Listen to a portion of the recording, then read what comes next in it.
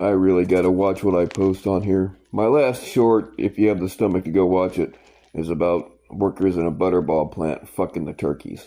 You heard me right. They were fucking the turkeys. There had to be a supervisor involved because I've worked on assembly lines, and if that line stops, yeah, they were stopping production to fuck these turkeys. If that line stops, some supervisor gonna want to know why, and somebody's getting fired, unless there's a supervisor involved.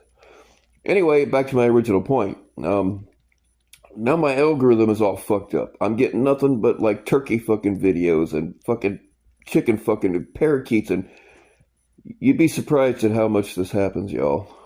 All right, I'm going to bed.